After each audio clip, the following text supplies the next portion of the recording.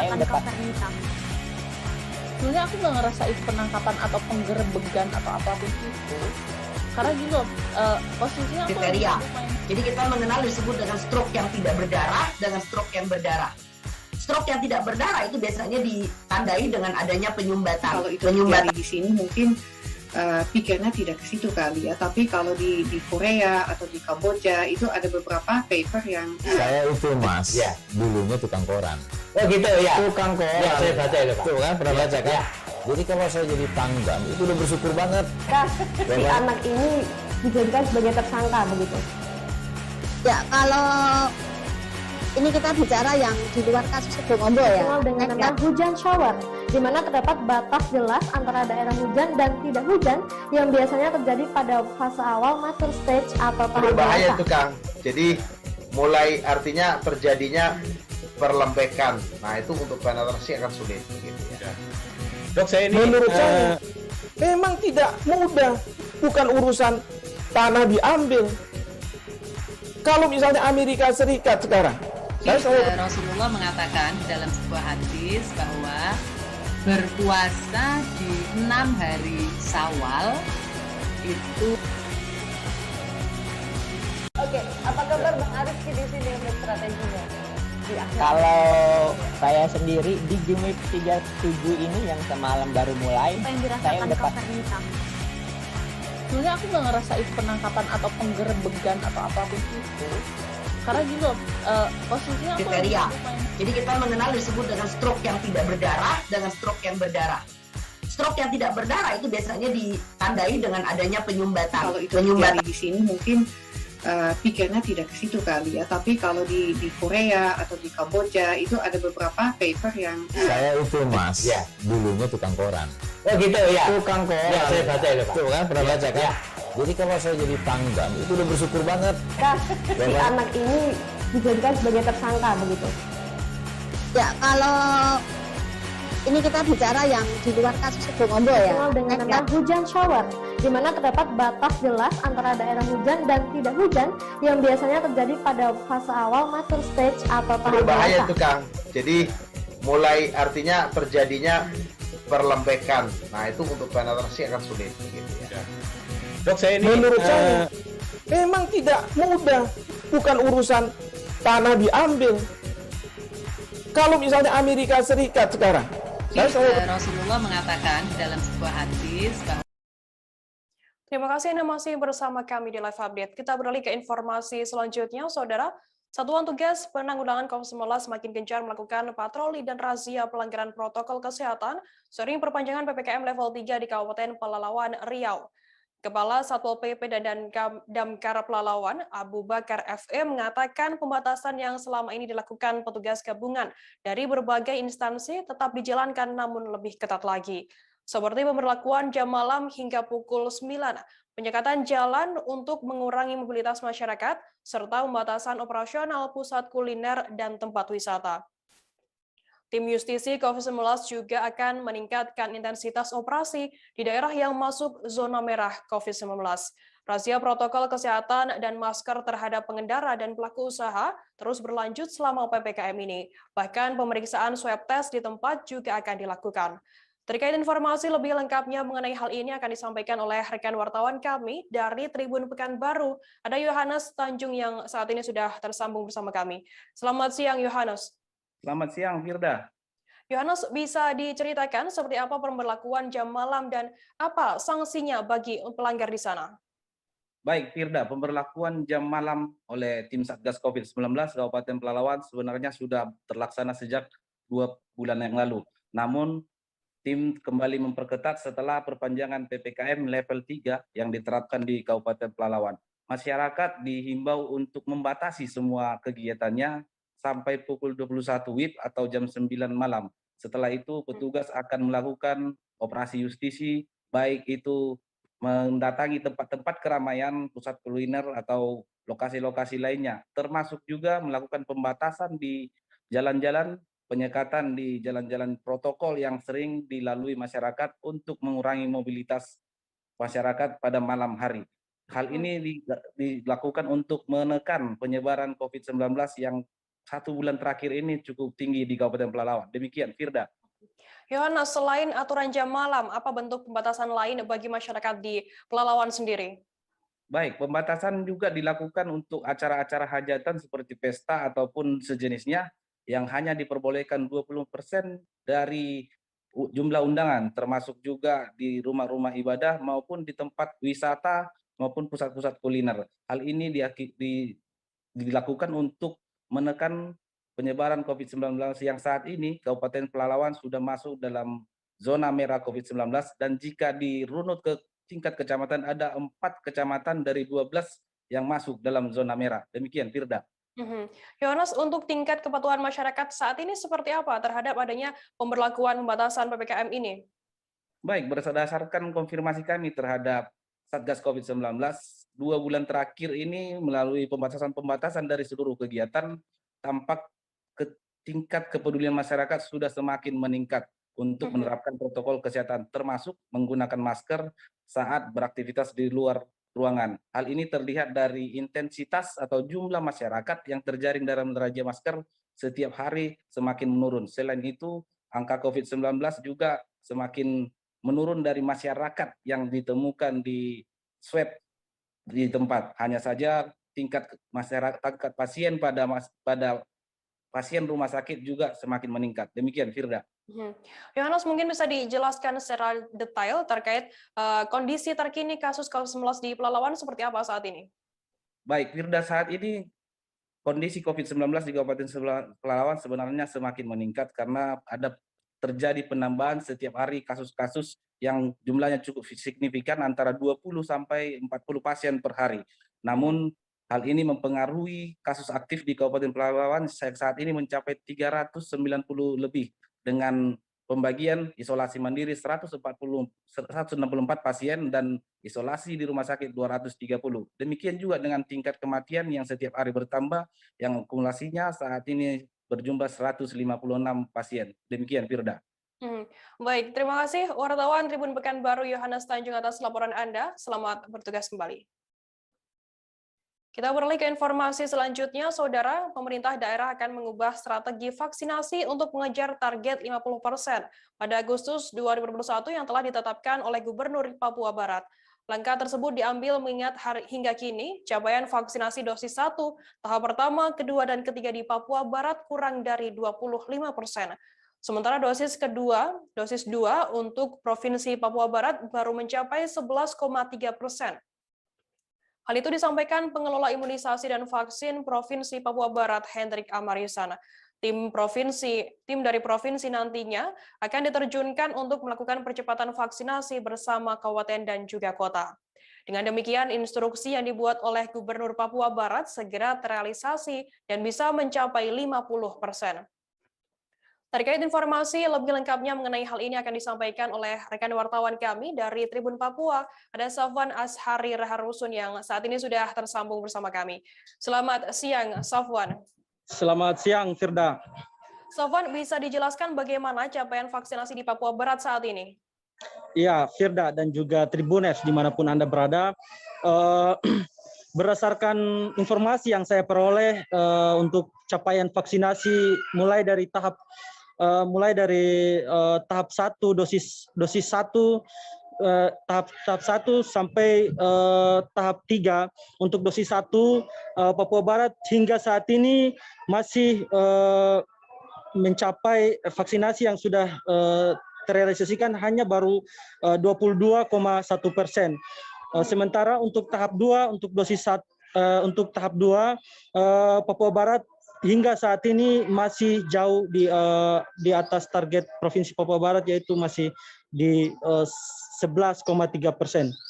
Demikian, Firda. Safwan, mengapa pemerintah provinsi mengganti strategi vaksinasi di Papua Barat? Ya, Firda dan juga Tribuners dimanapun Anda berada, penggantian strategi yang akan dilakukan oleh pemerintah Provinsi Papua Barat ini mengingat selama ini vaksinasi yang dilakukan di Provinsi Papua Barat hanya berbasis pada Dinas Kesehatan Kabupaten Manokwari. Sementara Dinas Kesehatan Provinsi Papua Barat hanya fokus pada fokus membantu Kabupaten Manokwari sehingga targetnya masih jauh di bawah rata-rata, sehingga dengan demikian pemerintah Provinsi Papua Barat berencana untuk menerjunkan tim dari Provinsi Papua Barat untuk turun membantu masing-masing kabupaten untuk melaksanakan vaksinasi di masing-masing kabupaten. Firda. Sofwan, daerah mana saja yang capaian vaksinasinya sudah tinggi di Papua Barat saat ini? Ya, untuk capaian vaksinasi yang sangat tinggi yang sudah tinggi di Provinsi Papua Barat hingga saat ini masih diduduki oleh Kabupaten Manokwari dengan capaian 38,2%, sementara Kabupaten Teluk Kondama sebanyak 23,6%, sementara Manokwari Selatan sebanyak 23,4%. Yang lainnya masih di bawah rata-rata. Kemudian yang masih rendah capaian vaksinasinya di Papua Barat, apa kemudian langkah yang diambil oleh pemerintah di sana untuk menanggulangi hal ini? Ya, untuk menanggulangi capaian yang masih rendah, mengantisipasi mungkin capaiannya masih rendah, pemerintah Provinsi Papua Barat dalam hal ini gugus tugas dan juga Bapak Gubernur telah menginstruksikan agar vaksinasi di tahap berikut ini mereka akan menerjunkan aparat TNI Polri untuk membantu vaksinasi di sejumlah daerah. Salah satunya yaitu Pegunungan Arfak yang hingga saat ini capaiannya masih rendah di sekitar 0,3%, sehingga mereka akan menurunkan personil TNI Polri untuk membantu. Selain Dinas Kesehatan Provinsi, mereka juga akan menurunkan aparat TNI Polri untuk membantu dengan penyelenggaraan vaksinasi di kabupaten yang masih rendah. Berarti sinergitas antara Dinas Kesehatan kemudian TNI Polri diperlukan untuk menanggulangi rendahnya capaian vaksinasi di Papua Barat, begitu. Oke, baik. Terima kasih wartawan Tribun Papua Sofwan Asharirul Rusun atas laporan Anda. Selamat bertugas kembali.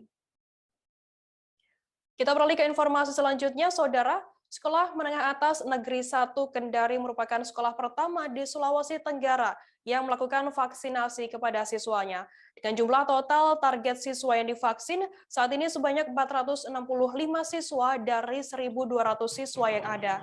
Hal itu disampaikan langsung oleh Kepala Sekolah SMAN 1 Kendari Ruslan. Vaksinasi siswa SMAN 1 Kendari ini berlokasi di Jalan Maijen Sutoyo, nomor 102, Kelurahan Tipulu, Kecamatan Kendari, Kota Kendari, Sulawesi Tenggara. Kepala Sekolah SMAN 1 Kendari awalnya tidak menyangka siswa yang melakukan vaksin akan sebanyak ini. Ruslan selaku Kepsek SMAN 1 Kendari itu menyebut 100 siswa saja yang hadir sudah merasa bersyukur. Nah, untuk mengetahui informasi lebih lengkapnya, saat ini saya sudah tersambung dengan jurnalis dari Tribun News Sultra, ada Ridwan Kadir yang saat ini sudah bergabung bersama kami. Selamat siang, Ridwan. Selamat siang, rekan Firda. Ridwan, bisa dijelaskan bagaimana keterangan dari Kepala Sekolah SMAN 1 Kendari seusai siswanya ini melakukan vaksinasi COVID? Ya, tanggapan dari Kepala Sekolah SMA Negeri 1 Kendari yaitu ia sangat bersyukur peran aktif siswa dalam melakukan vaksinasi ini, sangat antusias sekali. Sebelumnya, ia hanya berharap 100 siswa yang datang saja sudah sangat bersyukur, namun ternyata harapan tersebut melebihi dari apa yang diharapkan kepala sekolah, yaitu ada 465 siswa yang divaksin. Ia juga sangat berterima kasih kepada pihak kepolisian, yaitu Kepolisian Daerah, Polda Sultra, dan Polres Kendari yang telah memfasilitasi program vaksinasi remaja ini. Kemudian, untuk mencegah agar tak ada kerumunan, kepala sekolah telah memberikan jadwal kepada siswanya, yaitu ada 3 jadwal, yaitu untuk kelas 12 dimulai pada pukul 8 waktu Indonesia Tengah, kemudian kelas 11 dimulai pada pukul 10 waktu Indonesia Tengah, dan kelas 10 itu dimulai pada pukul 13 waktu Indonesia Tengah. Sekian, Firda. Ridwan, vaksinasi ini adalah vaksinasi perdana yang dilakukan di Sulawesi Tenggara untuk pelajar SMA. Bagaimana dengan sekolah-sekolah lainnya? Ya, Kepolisian Daerah Sulawesi Tenggara menargetkan seluruh pelajar di Sultra disuntik vaksin COVID-19.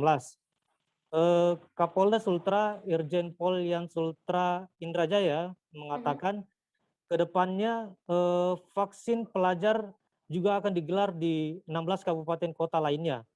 Namun karena ketersediaan vaksin yang ada itu masih kurang, maka masih menunggu pengadaan vaksin berikutnya, mengingat jumlah siswa di Sultra yang cukup banyak, sehingga hal itu masih dikhususkan bagi siswa SMA Negeri 1 Kendari. Sebenarnya program ini dilakukan guna mendukung program pemerintah pusat dalam melakukan percepatan vaksinasi, terutama bagi para pelajar. Program tersebut juga dalam rangka HUT RI yang ke-76. Sekian, Firda.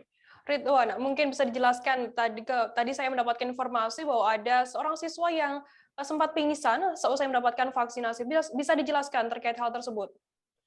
Ya, siswa tersebut itu diketahui berasal dari kelas 12, ya. Ia pingsan usai divaksin, hal itu karena kondisi kesehatannya yang kurang stabil atau kurang fit. Menurut atau berdasarkan keterangan dari petugas vaksinasi tersebut, ada 2 penyebab siswa tersebut lemas usai divaksin. Yang pertama yaitu siswa tersebut itu tidak sarapan sebelum dilakukan vaksinasi. Yang kedua karena kondisi tubuh memang tidak fit. Sebelumnya saat dilakukan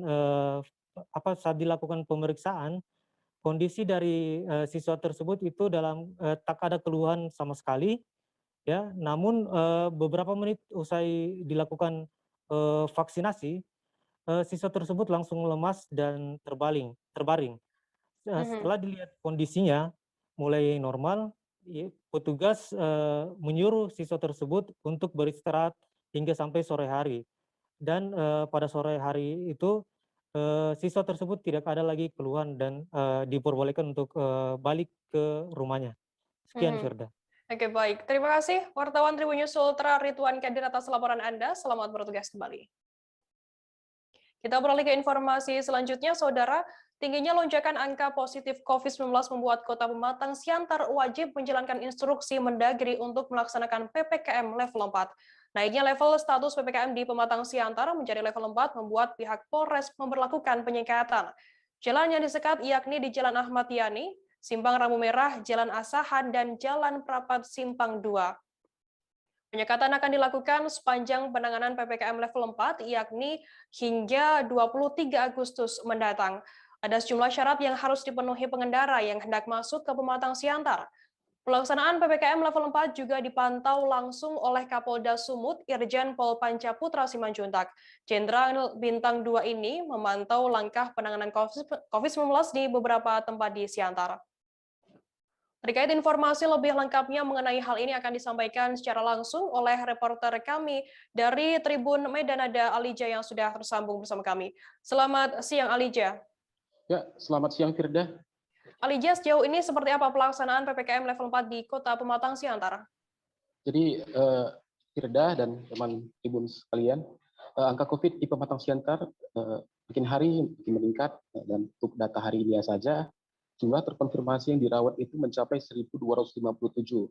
Nah, pemerintah Kota Pematang Siantar bersama dengan unsur kepolisian dan kejaksaan, forum komunikasi pimpinan daerah lainnya, sudah memberikan sosialisasi tentang status Kota Pematang Siantar yang kini berada dalam PPKM level 4. PPKM level 4 sendiri terhadap Kota Pematang Siantar ini berlaku sejak 10 Agustus kemarin dan akan berlangsung sampai dengan 23 Agustus ke depan.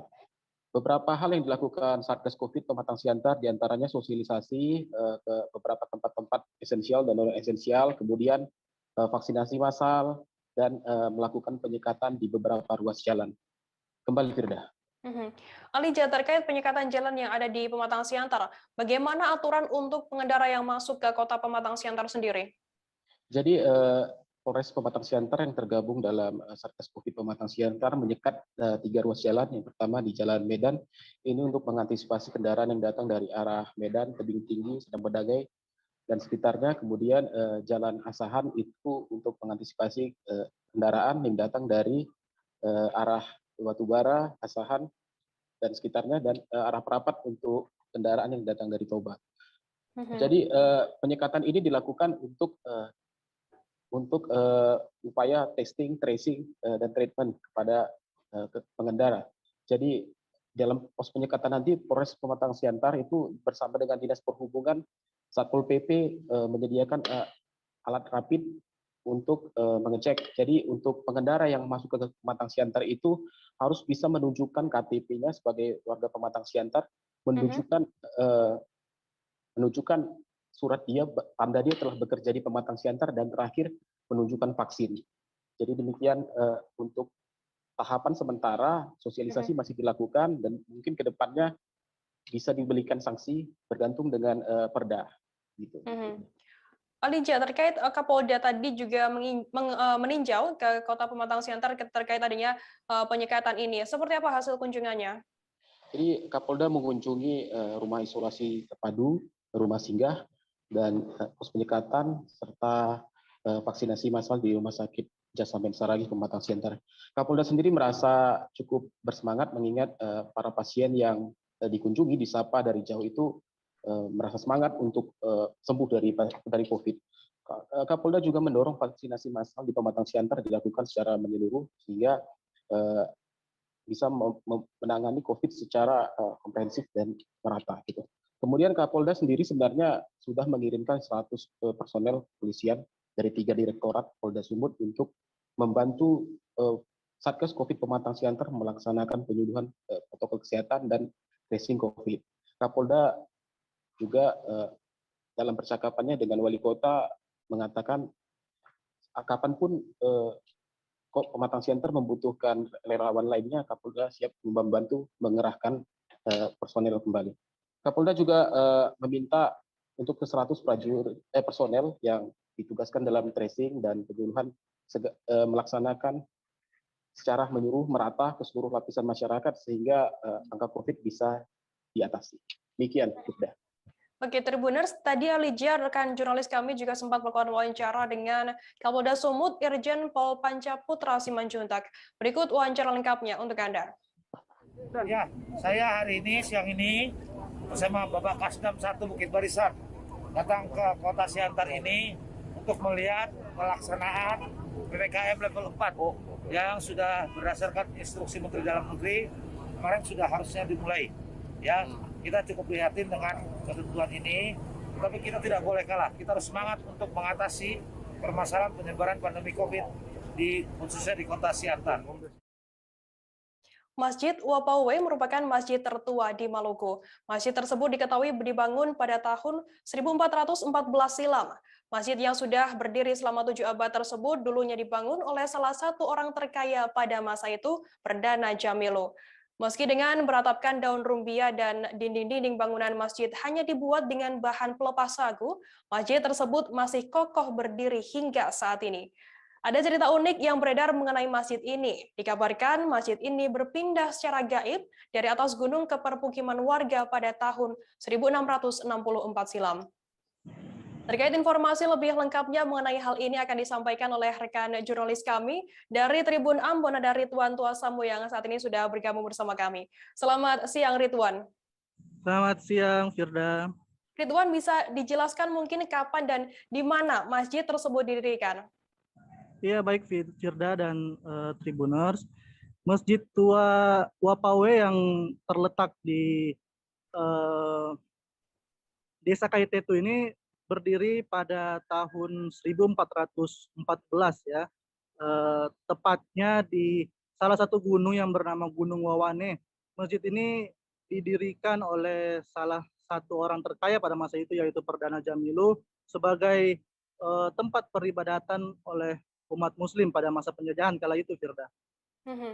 Ridwan, mungkin bisa dijelaskan terkait ciri khas dari Masjid Wapawe ini sendiri seperti apa?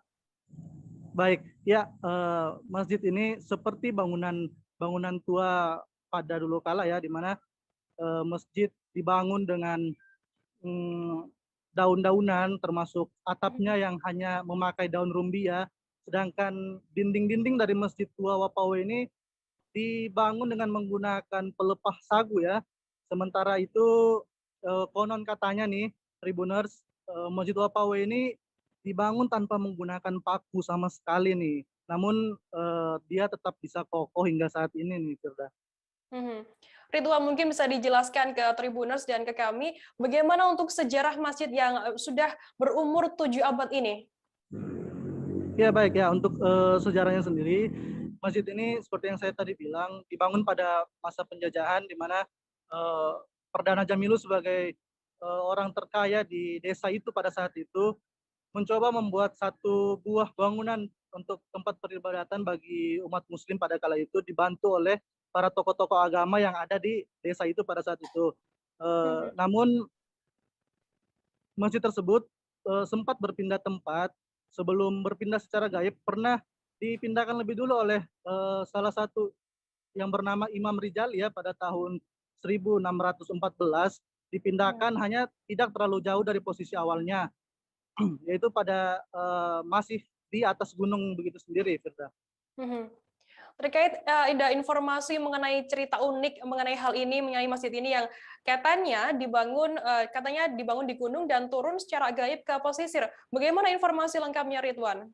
Iya, dari informasi yang kami himpun dari penjaga masjid itu yang bernama Yusliha, dia menceritakan bahwa masjid yang dibangun pada tahun 1414 ini sempat dipakai oleh warga pada saat itu di sana. Namun ketika Belanda datang dan mencoba menguasai wilayah Maluku, warga Gunung Wawane kemudian diinstruksikan untuk turun ke bawah gunung agar bisa disuruh kerja paksa ya, begitu Tribuners. Sementara itu saat mereka turun, mereka melupakan masjid yang sudah dibangun berpuluh-puluh tahun. Pada kala itu ketika mereka sehabis bekerja disuruh kerja paksa, mereka kemudian tertidur dan saat bangun pada keesokan harinya, tepatnya di hari Jumat, tiba-tiba Masjid Tua Wapawe ini sudah berada di posisinya saat ini, yaitu di tengah-tengah pemukiman warga. Ridwan, mungkin bisa dijelaskan ada peninggalan apa saja di dalam masjid tertua ini?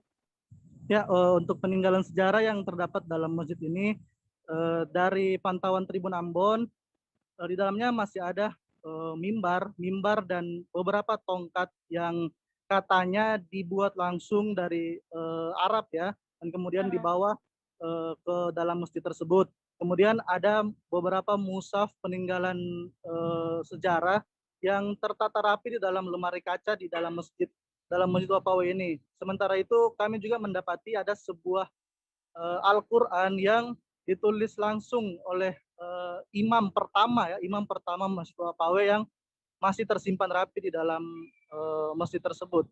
Seperti itu, Firda. Baik, Tribuners, tadi jurnalis kami Ridwan Wasamu juga sempat melakukan wawancara dengan penjaga Masjid Wapawe, Yus Iha. Berikut liputan lengkapnya untuk Anda. Jadi masjid ini dibangun tahun 1414 di salah satu bukit Gunung Wawane. 14 dibuat, nanti tahun 1500 itu masuknya bangsa Portugis. Jadi mereka masuk untuk berdagang, lalu mereka membangun sebuah logistik, yaitu gudang penyimpanan rempah-rempah yang mereka beli dari masyarakat sini. Nanti berdagang sampai 1600 itu masuknya bangsa Belanda. Jadi bangsa Belanda mengusir Portugis dari tanah itu sini, lalu bangsa Belanda menguasai. Jadi nanti lama-lama bangsa Belanda sudah menguasai Maluku, akhirnya suruh turun masyarakat dari gunung ke pesisir untuk kerja paksa benteng. Jadi dia punya logis itu Portugis, lalu direbut, lalu dibuat menjadi benteng pertahanan Belanda Amsterdam. Jadi suruh masyarakat turun, tapi mesinnya ketinggalan. Nah, nanti sampai tahun 1664 masyarakat bangun hari itu, hari Jumat, ya masyarakat bangun mesinnya sudah ada di sini. Jadi masjid turun tanpa yang manusia yang membawa atau bagaimana, secara gaib. Secara gaib. Jadi turun dengan dia punya peralatan ibadah semua. Tribuners, kita akan jeda sejenak. Sesuai ini kami masih akan menjanjikan informasi menarik untuk Anda. Tetap di Live Update. Oke, apa kabar Bang Ariski di sini untuk strateginya? Kalau saya sendiri di game week 37 ini yang semalam baru mulai, Apa yang saya dirasakan udah Kak Fernita? Sebenarnya aku nggak ngerasain penangkapan atau penggerebegan atau apapun itu. Karena gitu, posisinya aku kriteria. lagi main. Jadi kita mengenal disebut dengan stroke yang tidak berdarah dengan stroke yang berdarah.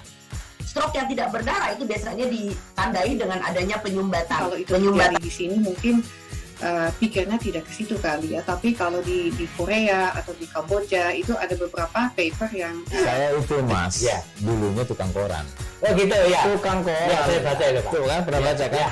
Jadi kalau saya jadi Tanggan, itu udah bersyukur banget. Kak, si anak ini dijadikan sebagai tersangka begitu. Ya, kalau ini kita bicara yang di luar kasus Sebongombo ya. Dikenal dengan nama hujan shower, di mana terdapat batas jelas antara daerah hujan dan tidak hujan yang biasanya terjadi pada fase awal mature stage atau tahap Berbahaya dewasa. itu Kang. Jadi mulai artinya terjadinya perlembekan. Nah itu untuk penetrasi akan sulit gitu ya. Dok, saya ini Menurut saya memang tidak mudah, bukan urusan tanah diambil. Kalau misalnya Amerika Serikat sekarang, Rasulullah mengatakan dalam sebuah hadis bahwa berpuasa di 6 hari Syawal itu. Oke, apa kabar Bang Ariski di sini untuk strateginya? Kalau saya sendiri di game week 37 ini yang semalam baru mulai, Apa yang saya dirasakan udah Kak Fernita? Sebenarnya aku nggak ngerasain penangkapan atau penggerebegan atau apapun itu. Karena gitu, posisinya aku lagi Kriteria. main. Jadi kita mengenal disebut dengan stroke yang tidak berdarah dengan stroke yang berdarah. Stroke yang tidak berdarah itu biasanya ditandai dengan adanya penyumbatan. kalau itu terjadi di sini mungkin pikirnya tidak ke situ kali ya, tapi kalau di Korea atau di Kamboja itu ada beberapa paper yang Saya itu Mas, Ya. dulunya tukang koran. Oh gitu ya. Tukang koran. Ya, saya baca itu Pak. Tuh kan, pernah baca kan? Ya. Jadi kalau saya jadi Tanggan, itu udah bersyukur banget. Kak, si anak ini dijadikan sebagai tersangka begitu. Ya, kalau ini kita bicara yang di luar kasus Sebongombo ya. Dikenal dengan nama hujan shower, di mana terdapat batas jelas antara daerah hujan dan tidak hujan yang biasanya terjadi pada fase awal mature stage atau tahap Berbahaya dewasa. itu Kang. Jadi mulai artinya terjadinya perlembekan. Nah itu untuk penetrasi akan sulit gitu ya. Dok, saya ini menurut saya memang tidak mudah, bukan urusan tanah diambil. Kalau misalnya Amerika Serikat sekarang, Rasulullah mengatakan dalam sebuah hadis bahwa berpuasa di 6 hari Syawal itu. Oke, apa kabar Bang Ariski di sini untuk strateginya? Kalau saya sendiri di game week 37 ini yang semalam baru mulai, Apa yang saya dirasakan udah Kak Fernita? Sebenarnya aku nggak ngerasain penangkapan atau penggerebegan atau apapun itu. Karena gitu, posisinya aku lagi Kriteria. main. Jadi kita mengenal disebut dengan stroke yang tidak berdarah dengan stroke yang berdarah. Stroke yang tidak berdarah itu biasanya ditandai dengan adanya penyumbatan. kalau itu terjadi di sini mungkin pikirnya tidak ke situ kali ya, tapi kalau di Korea atau di Kamboja itu ada beberapa paper yang Saya itu Mas, Ya. dulunya tukang koran. Oh gitu ya. Tukang koran. Ya, saya baca itu Pak. Tuh kan, pernah baca kan? Ya. Jadi kalau saya jadi Tanggan, itu udah bersyukur banget. Kak, si anak ini dijadikan sebagai tersangka begitu. Ya, kalau ini kita bicara yang di luar kasus Sebongombo ya. Dikenal dengan nama hujan shower, di mana terdapat batas jelas antara daerah hujan dan tidak hujan yang biasanya terjadi pada fase awal mature stage atau tahap Berbahaya dewasa. itu Kang. Jadi mulai artinya terjadinya perlembekan. Nah itu untuk penetrasi akan sulit gitu ya. Dok, saya ini menurut saya memang tidak mudah, bukan urusan tanah diambil. Kalau misalnya Amerika Serikat sekarang, Rasulullah mengatakan dalam sebuah hadis bahwa berpuasa di 6 hari Syawal itu. Oke, apa kabar Bang Ariski di sini untuk strateginya? Kalau saya sendiri di game week 37 ini yang semalam baru mulai, Apa yang saya dirasakan udah Kak Fernita? sebenarnya aku nggak ngerasa itu penangkapan atau penggerebegan atau apapun itu, karena gini loh, posisinya aku Kriteria. lumayan. Jadi kita mengenal disebut dengan stroke yang tidak berdarah dengan stroke yang berdarah. Stroke yang tidak berdarah itu biasanya ditandai dengan adanya penyumbatan. Kalau itu terjadi di sini mungkin pikirnya tidak ke situ kali ya, tapi kalau di Korea atau di Kamboja itu ada beberapa paper yang Saya itu Mas, Ya. dulunya tukang koran. Oh gitu ya. Tukang koran. Ya, saya baca itu, Pak. Tuh kan, pernah baca kan? Ya. Jadi kalau saya jadi pangdam, itu udah bersyukur banget. Si anak ini dijadikan sebagai tersangka begitu.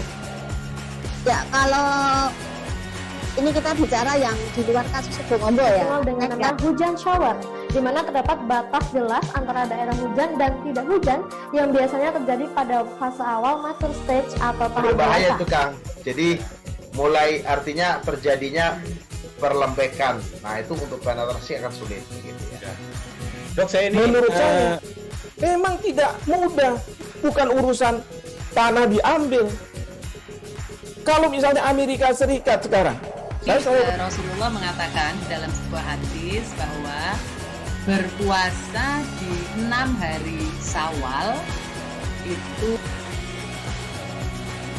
Oke, apa kabar Bang Arief di sini untuk strateginya? Di akhir. Kalau saya sendiri di game week 37 ini yang semalam baru mulai, Apa yang saya dirasakan udah Kak Nita?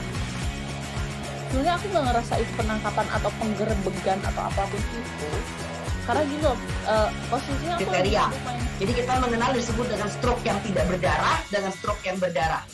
Stroke yang tidak berdarah itu biasanya ditandai dengan adanya penyumbatan. kalau itu terjadi di sini mungkin pikirnya tidak ke situ kali ya, tapi kalau di Korea atau di Kamboja itu ada beberapa paper yang Saya itu Mas, Ya. dulunya tukang koran. Oh gitu ya. Tukang koran. Ya, saya baca itu, Pak. Tuh kan, pernah baca kan? Ya. Jadi kalau saya jadi pangdam, itu udah bersyukur banget. Si anak ini dijadikan sebagai tersangka begitu. Ya, kalau ini kita bicara yang di luar kasus Sebongombo ya. Dikenal dengan nama hujan shower, di mana terdapat batas jelas antara daerah hujan dan tidak hujan yang biasanya terjadi pada fase awal mature stage atau tahap Berbahaya dewasa. itu Kang. Jadi mulai artinya terjadinya perlembekan. Nah itu untuk penetrasi akan sulit. Gitu ya. Dok, saya ini menurut saya memang tidak mudah, bukan urusan tanah diambil. Kalau misalnya Amerika Serikat sekarang, Rasulullah mengatakan dalam sebuah hadis bahwa berpuasa di 6 hari Syawal itu. Oke, apa kabar Bang Arief di sini untuk strateginya? Di akhir. Kalau saya sendiri di game week 37 ini yang semalam. Terima kasih Anda masih bersama kami di Live Update. Latihan bersama Latma Garuda Shield ke-15 tahun 2021 disusun dengan berbagai sesi rangkaian. Salah satunya penembakan mortir 60 yang berlangsung hari ini di Puslatpur Amburawang. Pada sesi kali ini ditinjau langsung oleh Kasat Jenderal TNI Andika Perkasa yang didampingi oleh istri. Adapun pemainnya bukan dari Batalion Raider 600, melainkan 621 dan 623. Sehingga dengan demikian, menurutnya tidak ada koordinasi masing-masing dalam melakukan pertimbangan bagaimana caranya mengalahkan satu sama lain. Latihan kali ini merupakan latihan menembak dengan peluru tajam, yakni mortir 60 dengan jarak sekira 2,5 km dan diperbantukan dengan senjata perorangan dan senjata ringan. Terkait informasi lebih lengkapnya mengenai hal ini akan disampaikan oleh rekan jurnalis kami dari Tribun Kaltim, ada Muhammad Zain yang saat ini sudah bergabung bersama kami. Selamat siang, Zain. Selamat siang kembali, Firda. Zain, bisa dijelaskan bagaimana dinamika selama simulasi penembakan mortir 60 di sana? Baik, bisa dijelaskan untuk selama simulasi ini, baik itu dari TNI Angkatan Darat, kemudian juga dari US Army, ini dibagi menjadi 2 regu, di mana dari masing-masing regu ini diisi dengan 5 orang.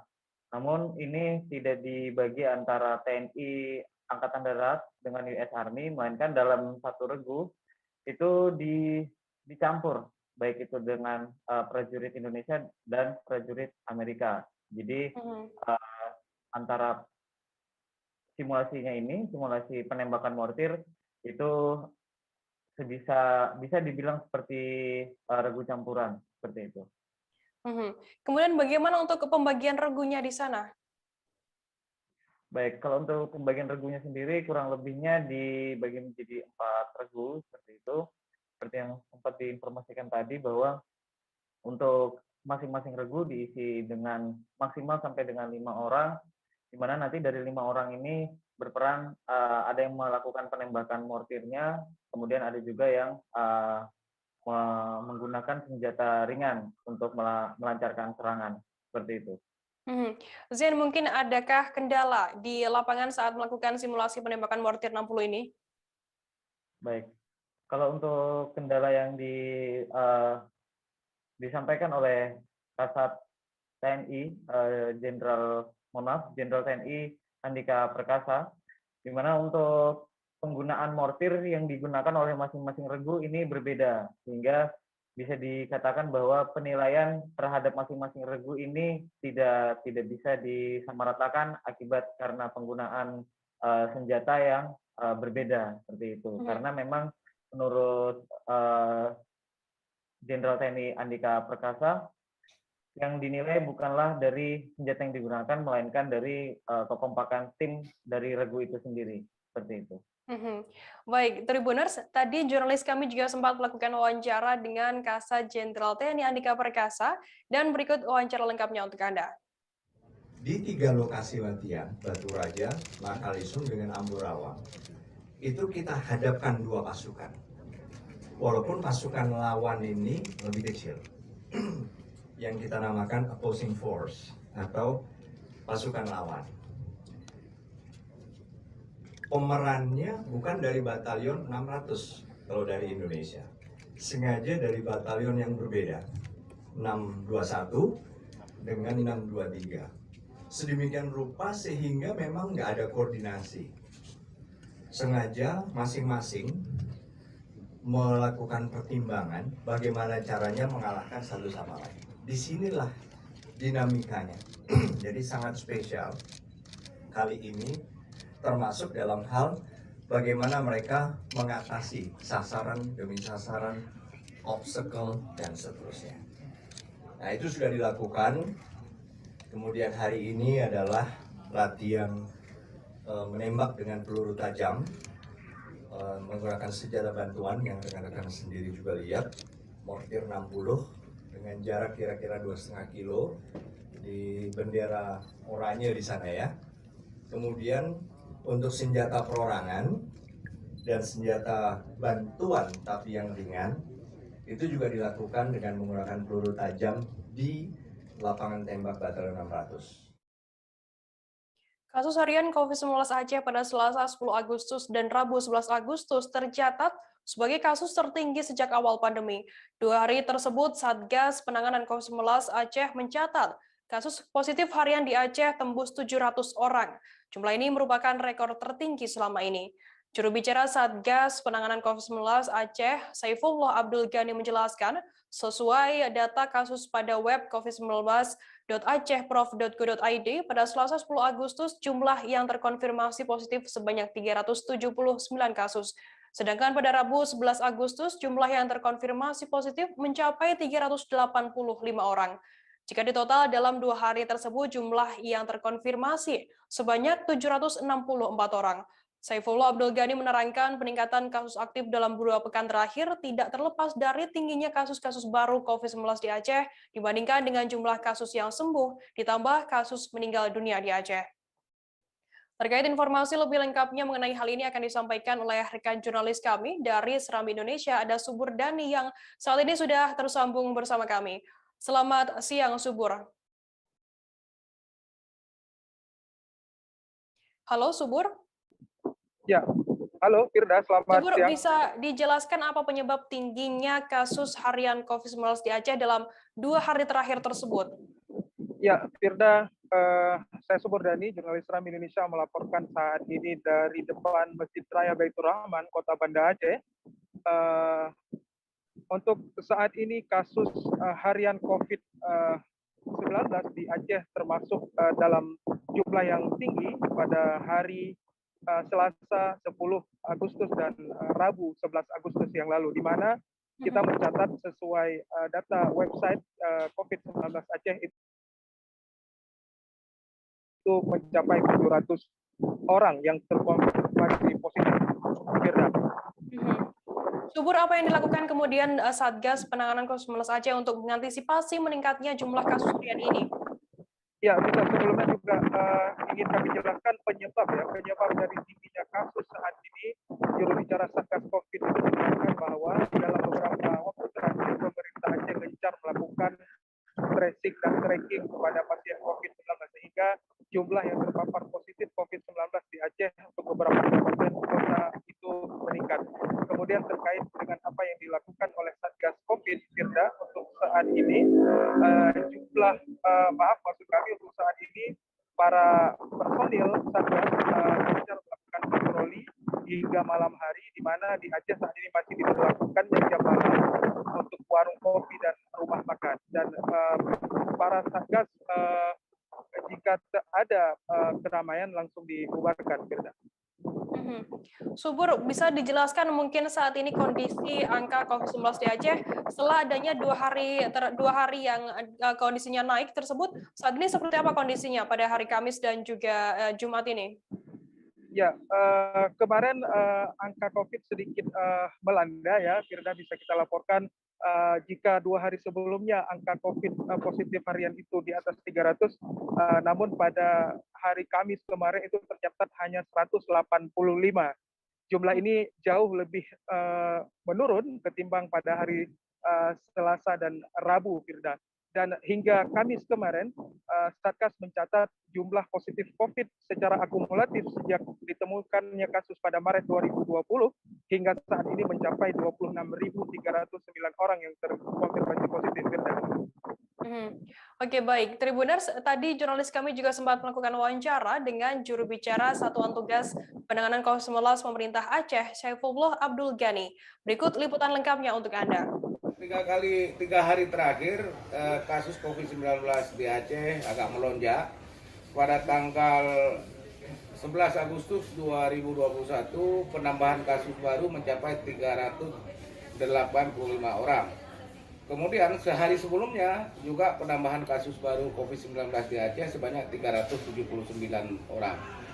Nah, sehingga secara akumulatif hingga tanggal 11 kemarin sudah mencapai 26.126 orang kasus COVID-19 di Aceh. Namun ada yang sembuh sebanyak 18.995 orang. Nah, tingginya kasus ini tidak terlepas dari replikasi COVID-19. Setiap satu kasus baru biasanya ada replikasi sampai 3 kasus yang lain. Nah, karena itu dalam PPKM Mikro itu ditingkatkan testing, tracing, dan treatment. Katakanlah Banda Aceh yang merupakan daerah PPKM yang level 4, itu ada kewajiban untuk melakukan tracing, testing selama setiap hari sebanyak 4.000 lebih, baik dengan swab test maupun antigen test. Begitu juga di kabupaten kota yang lain. Nah, tracing harus dilakukan terhadap 15 orang setiap satu kasus COVID-19. Sementara itu karena bor, penggunaan tempat tidur di rumah sakit juga tinggi dari sisi treatment, pemerintah kabupaten kota juga sudah mulai mengkonversi tempat tidur, mengalihfungsikan tempat tidur yang ada untuk perawatan COVID-19 sehingga bornya turun dan pelayanan kepada penderita COVID-19 menjadi optimal. Bor saat ini sudah di atas 60% dan ini di atas standar WHO. Pelaksana tugas Kepala Dinas Pemuda Olahraga dan Pariwisata Kabupaten Sanggau Risman Aminin mengatakan bahwa sejak April 2021 objek wisata Pancur Aji Sanggau ditutup sementara lantaran terjadi peningkatan kasus COVID-19 di Kabupaten Sanggau. Kondisi ini akan disampaikan kepada Satgas COVID-19 untuk didiskusikan terkait dengan upaya pihaknya di objek wisata Pancur Aji. Diharapkan ketika objek wisata dibuka, maka harus ada pengetatan protokol kesehatan untuk mencegah penyebaran COVID-19, sehingga pengunjung objek wisata akan merasa nyaman dan sehat saat berwisata. Risma mengatakan bahwa objek wisata Pancur Aji ini juga merupakan salah satu sumber pendapatan asli daerah atau PAD Kabupaten Sanggau. Apabila bisa dilakukan pembukaan, tentunya juga berdampak untuk meningkatkan kontribusi dari sektor pariwisata terhadap PAD Kabupaten Sanggau di tahun 2021 ini. Terkait informasi lebih lengkapnya akan disampaikan oleh rekan jurnalis kami dari Tribun Pontianak, ada Hendry Cornelius yang saat ini sudah tersambung bersama kami. Selamat siang, Hendry. Ya, selamat siang. Hendry, bisa dijelaskan bagaimana suasana atau keindahan di objek wisata Pancur Aji tersebut? Ya, dapat saya jelaskan. Objek wisata Pancur Aji Sanggau merupakan satu di antara objek wisata andalan di Kabupaten Sanggau. Namun saat ini objek wisata ini ditutup sementara karena kita tahu bahwa dilanda pandemi COVID-19. Namun sebelumnya jika tidak ditutup, Pancur Aji ini hampir setiap hari dikunjungi warga baik dari Kabupaten Sanggau ataupun luar Kabupaten Sanggau. Terlebih pada hari libur objek wisata Pancur Aji ini ramai dikunjungi warga. Nah, jika nantinya sudah dibuka kembali, jika ingin berakhir pekan bersama keluarga ataupun bersama teman-teman, kemudian bersama teman-teman, dan jika ingin dimanja oleh suasana alamnya yang begitu asri, udara yang segar dan air terjun yang menarik, serta lokasinya tidak begitu jauh dari pusat kota Kabupaten Sanggau, maka datanglah ke kawasan wisata Pancur Aji Sanggau ini. Nah, di sana pesona yang dapat kita rasakan ketika berada di lokasi tersebut adalah suasana alamnya yang damai dan tenang, kawasan yang bersih, kemudian airnya juga dingin, dapat menyegarkan badan jika pengunjung itu mandi di sana. Dan kemudian jangan khawatir juga, ya, saya lanjutkan kita. Dan jangan khawatir juga karena di sana juga tersedia kamar mandi atau kamar ganti bagi pengunjung. Kemudian ada juga gazebo untuk bersantai sambil menikmati suasana yang begitu nyaman. Kemudian banyak juga pengunjung yang sengaja membawa makanan atau untuk disantap di sana sambil menikmati suasana alam yang ada di kawasan Pancur Aji ini. Oke, begitu. Hendry, bisa dijelaskan bagaimana dengan akses ke objek wisata Pancur Aji ini? Ya, untuk akses ke sana tidak diragukan lagi karena saat ini sudah nyaman untuk dilewati kendaraan karena jalannya juga sudah diaspal dan bahkan dicor beton juga. Hanya ada beberapa spot saja yang memang belum dicor beton atau aspal, namun tetap dengan mudah dan nyaman untuk dilewati kendaraan. Lokasinya juga tidak begitu jauh dari pusat kota Sanggau, yaitu sekitar 3 km dari pusat kota Sanggau. Atau jika ditempuh itu 15 sampai 20 menit dengan kendaraan roda 2 maupun roda 4. Kemudian untuk menuju kawasan wisata Pancur Aji juga di simpangnya ada gerbang serta ada papan petunjuk lokasi wisata sehingga para pengunjung dijamin pasti pasti akan sampai ke lokasi dan tidak akan tersesat. Begitu. Hendry, apakah nantinya akan ada rencana pemerintah Kabupaten Sanggau sendiri untuk membuka kembali objek wisata Pancur Aji ini? Ya, tidak. Mengutip statement dari pelaksana tugas Kepala Dinas Pemuda, Olahraga, dan Pariwisata Kabupaten Sanggau, Risma Aminin, yang pada intinya mengatakan bahwa pihaknya akan berdiskusi dengan Satgas COVID-19 Kabupaten Sanggau terkait rencana pembukaan kembali objek wisata ini. Kemudian dikatakannya juga secara aturan dari instruksi Menteri Dalam Negeri untuk pembukaan destinasi wisata yang ada di kabupaten itu diserahkan kepada kondisi setempat. Dan semoga di bulan Agustus ini setelah diskusi nanti bisa dibuka kembali, namun tetap setelah mendapat pertimbangan dari Satgas COVID-19 Kabupaten. Pada prinsipnya juga ketika objek wisata dibuka, maka yang harus dilakukan adalah bagaimana kita melakukan pengetatan protokol kesehatan untuk mencegah penyebaran COVID-19 sehingga setiap pengunjung akan merasa nyaman, merasa sehat ketika berwisata di sana. Sekian. Baik, Tribuners, tadi jurnalis kami juga sempat melakukan wawancara dengan PLT Kepala Dinas Pemuda, Olahraga, dan Pariwisata Kabupaten Sanggau, Risma Aminin. Berikut wawancara lengkapnya untuk Anda. Untuk ODTW Pancur Aji, memang sejak bulan April 2021 kita lakukan penutupan karena memang terjadi peningkatan kasus baik di skala Kalimantan Barat ataupun dan juga Kabupaten Sanggau sampai hari ini. Namun demikian kita juga punya rencana untuk melakukan diskusi terkait dengan situasi dan kondisi terbaru perkembangan penyebaran COVID-19 di Provinsi Kalimantan Barat. Hari ini kita mendapatkan berita yang membahagiakan bahwa kita terlepas dari kondisi level 4 pada beberapa kabupaten dan kota yang ada di Kalbar.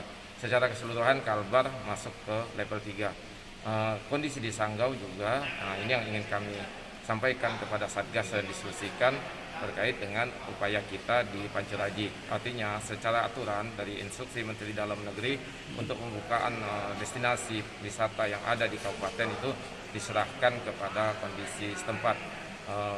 Pada prinsipnya ketika objek wisata dibuka, maka yang harus kita lakukan adalah bagaimana kita melakukan pengetatan protokol kesehatan sehingga setiap pengunjung akan merasa nyaman, merasa sehat ketika melakukan wisata. Menteri Pertanian Syahrul Yassin Limpo meninjau sentra industri porang di PT Asia Prima Konjaj, Kecamatan Bilangkenceng, Kabupaten Madiun, Jawa Timur pada Jumat 13 Agustus hari ini. Syahrul menyebut porang menjadi pilihan Presiden Joko Widodo sebagai komoditi andalan baru di Indonesia. Dengan adanya komoditi baru ini diharapkan alur ekspor menjadi lebih beragam dan lebih optimal. Selain on-farm, proses pengolahan di industri off-farm juga harus ditingkatkan agar nilai tambah komoditi porang semakin besar. Syahrul mengatakan saat ini sedang diminati dunia lantaran kandungan nutrisi baik terutama glukomanan yang ada di tanaman umbi-umbian ini cukup besar.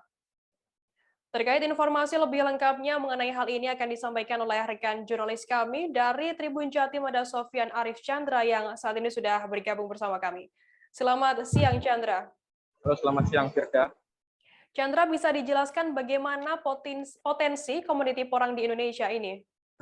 Ya, untuk potensi dari komoditi porang ini sangat besar, Firda, karena menurut Syahrul Yassin saat ini pasar dunia sedang meminati porang ini karena kandungannya yang cukup besar, terutama glukomanan, sehingga dalam setiap tahun potensi ekspor untuk komoditi porang ini selalu naik, sehingga Syahrul mengharapkan semua petani porang terus meningkatkan produksinya, dan jika ada lahan-lahan atau tegakan yang masih nganggur, untuk lahan-lahannya bisa ditanami porang, Firda. Apa yang membuat porang ini sangat diminati oleh di pasar dunia? Untuk tanaman porang ini kaya akan manfaat glukomanan, Firda, terutama untuk bagi pasien yang sedang diabetes, ini bisa untuk dikonsumsi, Firda. Terlebih karbohidratnya juga rendah, sehingga nutrisi-nutrisi yang ada di porang ini sangat baik untuk pasien-pasien yang sedang menderita diabetes. Selain itu, bahan baku dari porang ini juga digunakan untuk bahan-bahan kosmetik, jelly, dan juga untuk perekat, Firda. Saat ini untuk porang, ekspornya harus berbentuk chip, Firda, tidak boleh dalam bentuk gelondongan, tapi harus berbentuk chip atau keripik, atau bisa diekspor dalam bentuk serbuk, Firda. Oke, Chandra, apa intervensi pemerintah untuk meningkatkan produksi dan nilai tukar porang? Untuk dari intervensi dari pemerintah, untuk dari Gubernur Jatim sendiri, ini mengeluarkan pergub, tidak diperbolehkan untuk mengekspor benih-benih porang dalam bentuk katak, Firda. Ekspor ini diperbolehkan hanya dalam bentuk olahan berupa keripik porang ataupun dalam bentuk serbuk tepung. Sedangkan untuk dari pemerintah pusat saat ini sedang menggelontorkan kredit usaha rakyat untuk petani-petani di Madiun terutama dan di daerah Mataraman untuk meningkatkan budidaya porang serta olahan-olahan industri porang, Firda. Baik, Tribuners, tadi jurnalis kami Chandra juga sempat melakukan wawancara dengan Menteri Pertanian Syahrul Yassin Limpo terkait porang ini. Dan berikut liputan lengkapnya untuk Anda. Kehadiran Bapak Presiden untuk melakukan peresmian industri dan sekaligus meletakkan batu pertama untuk industri lanjutan, industri beras porang.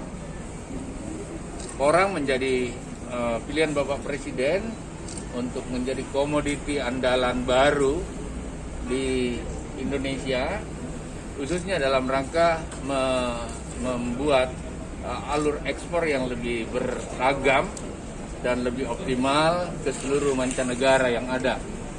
Oleh karena itu, porang menjadi komoditi negara tropis yang tentu spesifik sekali Indonesia memiliki kemampuan itu, dan Bapak Presiden mau melihat selain budidayanya harus diperbaiki, bagaimana proses paskanya, pengumpulannya, dan membawa ke industri, bagaimana mengolah industri itu menjadi sesuatu yang punya nilai tambah yang banyak, dan kemudian melakukan eksportasi ke negara-negara tertentu, tentu saja dengan value chain yang lebih baik. Tetapi bukan hanya itu, kita juga berharap sesuai perintah Bapak Presiden, ya kita harus makan tidak hanya beras, boleh kenyang dengan berbagai ragam komoditi yang kita miliki, dan itulah khas Pak Jokowi yang akan hadir pada saatnya nanti. Informasi tadi sekaligus menutup perjumpaan kita dalam live update hari ini. Untuk memperbarui informasi Anda, jangan lupa saksikan terus live update hanya di kanal YouTube Tribun News.